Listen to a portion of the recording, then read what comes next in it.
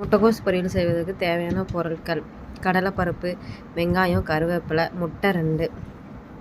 Already நம்ம முட்டைக்கோஸை வேக வச்சு வச்சுருக்கோம்.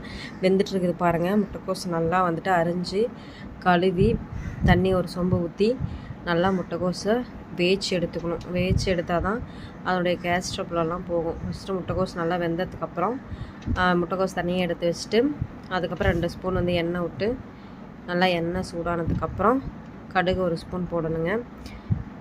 கடுகு 1 ஸ்பூன் போட்டு கடுகு பொரியணும். அதுக்கப்புறம் பொரிஞ்சதுக்கப்புறம் கடலைப்பருப்பு போடணும். கடலைப்பருப்பு நல்லா 1 ஸ்பூன் போட்டுக்கணும்.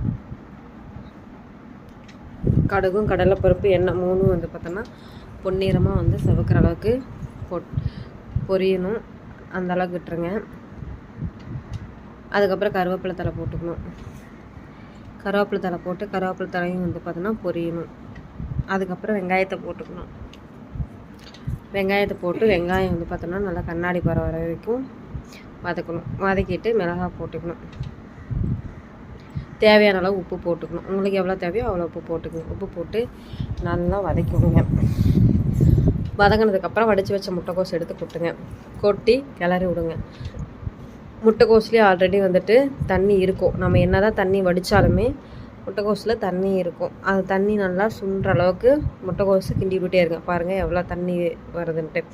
எப்படியா இருந்தாலும் வடித்தாலும் ஒரு 1/2 டம்ளர் தண்ணி அளவுக்கு முட்டைக்கோஸில் வரும்.